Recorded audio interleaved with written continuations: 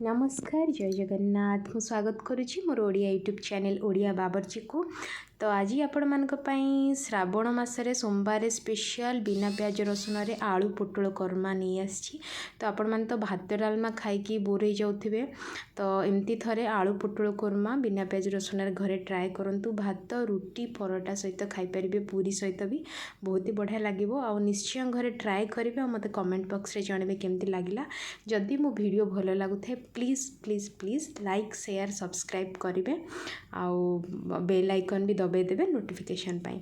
तो ये पोटल आलू कोरमा करने कि दुईटी बड़ साइज आलू नहीं जाइए, ताकू चोपा छड़े क्यूब साइज काटी नहीं।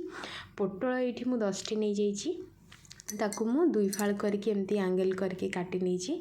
तो आपण मैंने चाहिए अलग साइज्र काटी पारे, किंतु आलू पोटल सेम क्यूब साइज्र काटिले भल लगे। तो ये देखो मु रिफाइन तेल 3 ରୁ 4 टेबल स्पून नहीं जाइए। आपड़ चाहिए सोरिष तेल करें, जेहेतु मु अरुआ रे करुच्ची से रिफाइन तेल यूज करी। आलू पोटल को ये पकईकि भाजी नेबी।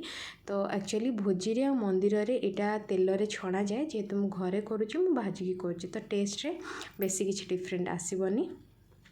तो ये आलू पोटल को मुझे घोरेकी छाड़देली। मसला प्रस्तुत करवा 2टी टमाटो नहीं जाइए, गोटे सुखिला लंका नहीं जाइए, अदा मु गोटे बड़ खंड नहीं जाइए जहाँ को छोट छोट कर काटी देइछि। गोटे बड़ डालचीनी को मुझे 3 ରୁ 4 भाग करके नहीं जाइए, गोलमरीच 5टी आ 2टी गुजराती नहीं जाइए। तो ये मुझे पियाज रसुण यूज करनी, मु पियाज रसुण बाटिनी। आपण मैंने जब पियाज रसुण यूज करा चाहिए ये मसलार पियाज रसुण ऐड करने। तो ये देखो मसला सेतिक बाटिबा। आउ गोटे मसला आम बनवा जो काजू 6टी नहीं, चारुमगज 1 टेबल स्पून आ पोस्त 2 टेबल स्पून नहीं। आपको मुझे प्रथम बतुरे दूची, कहीं बतुरे की बाटिले ये स्मूथ हम। तो ये देखो आलू पोटल आमर भाजी आसला। मुझे पाखापाखि 80% भाजी देवी, कहीं जेहेतु आमर यहाँ अरुआ मसला ए पियाज रसुण ना, तो कषि हाँपाई मसला बेसी समय लगभग। आ जेहेतु चारु मगज और पोस्त यूज करुचे, तो मसला को बेसी समय कषिबार नहीं, बेसी कषिले से पिता लगे। तो ये मुझे 80% भाजी देवी, जो थे कि बाहर क्रिस्पी और भितर भी भलसे सीझी जाइथिबो परिबा। तो ये देखो आलू गुड़िक आग हो गलानी, मु आलू गुड़िक काढ़ी नौची। तो ये जो कड़े मुझे यूज करी ट्राइप्लाई स्टेनलेस स्टील कड़े यूज करी। तो आप भावुथे जो साइड्रे लगी जाइए, देखिए मोमो ये मसला कषिबी आ सबू जिनस यू छाड़ीज। बहुत ही बढ़िया कड़े आ स्टेनलेस स्टील रोषे कले बहुत भल। तो जदि आपण मानू कड़ेर लिंक दरकार मत कमेंट रे जनइबे, मु लिंक प्रोवाइड करनेबी। तो ये मो पोटल को आउरी एक्स्ट्रा 1 मिनिट टिके हाई फ्लेम रे भाजुची, कहीं पोटल बाहर आउ टिके क्रिस्पी हो। तो पोटल भाजी गलानी, तो आम ए पोटल टी काढ़ीदबा। तो टोटाल रेसिपी यहाँ 20 मिनिट 15 ରୁ 20 मिनिट लगे, आ बहुत ही टेस्टी लगे। आपण मैंने साधा बार रे भी करके खाई परिबे, आ पियाज रसुण भी यूज करके खाई परिबे। पूरा मंदिर और भोजीर टेस्ट आसीबो। तो देखो से कड़े रे जेतिकी तेल थिला, मु गोटे तेजपत्र आ गोटे पिन जीरा पकईदेली।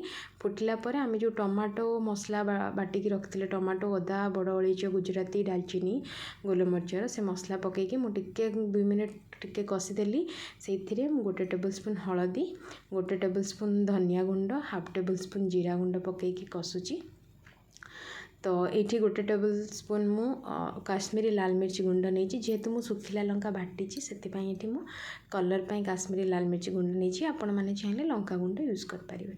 तो मुझे 2 मिनट मीडियम फ्लेम रे भलसे कसुची। तो एमती घोरेकी कषिले भलसे जरीज मसलाटा। तो देखो मसला कषि गला। तो मुझे गोटे बड़ टेबल स्पून कस्तूरी मेथी पकई देछि।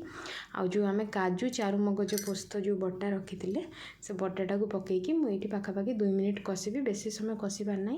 आ लक्ष्य रखिए यहाँ लो रु मीडियम फ्लेम रे कषिबे, बेसी हाई फ्लेम करेंगे ना पोस्तटा तले लग। तो टिके 2 मिनिट कषिला परे मु जो आलू पोटल भाजिकी रखी ताको पकईकी आहरी 2 मिनिट कषि दूची। आबे लीड घोरेकी आम छाड़दबा, जहाँद्वारा सब मसलार फ्लेवरटा आलू पोटल आब्जर्व करनब। तो ये देखो आमर पाखापाखि प्रस्तुत ही आसला। ये मुझे गोटे ट्विस्ट देवी, जोटा कि मेन इनग्रेडिएंट पोटल आलू कोरमर सी हूँ नड़िया रस। मुझे गोटे छोट बाउल नड़िया रस दे देइछि। तो नड़िया रस मस्ट देवे, यहाँ पोटल आलू कोरमारे 2 गुणित कर दिए स्वाद को। तो मुझे ग्रेवी रखी, आप चाहिए आउ सुखा करें। तो ये ହେଇଗଲା ଆମର ପୋଟଳ ଆଳୁ କୁର୍ମା। ଲାଷ୍ଟରେ ମୁଁ ଗୋଟେ କଞ୍ଚା ଲଙ୍କା କାଟିକି ପକାଇ ଦେଇଛି, ଗୋଟେ ଟେବୁଲ୍ ସ୍ପୁନ୍ ଗରମ ମସଲା ଆଉ କିଛି ଧନିଆ ପତ୍ର ପକାଇ ଦେଇଛି। ଆକୁ ଆମେ ମିକ୍ସ କରିଦେବା। ଆଉ ଦେଖନ୍ତୁ ଆମର ପୋଟଳ ଆଳୁ କୁର୍ମା ପ୍ରସ୍ତୁତ ହେଇଗଲା। ତ ମୁଁ ଏଠି ଗାର୍ନିସିଂ ପାଇଁକି କ୍ରିମ୍ ୟୁଜ୍ କରିଛି, ଏଇଟା ଅପସନାଲ୍, ଆପଣମାନେ ଚାହିଁଲେ ୟୁଜ୍ କରିପାରିବେ, ନହେଲେ ଆପଣ ସ୍କିପ୍ କରିପାରିବେ। ଦେଖନ୍ତୁ ଆମର ଟେଷ୍ଟି ପୋଟଳ ଆଳୁ କୁର୍ମା ପ୍ରସ୍ତୁତ ହେଇଗଲା।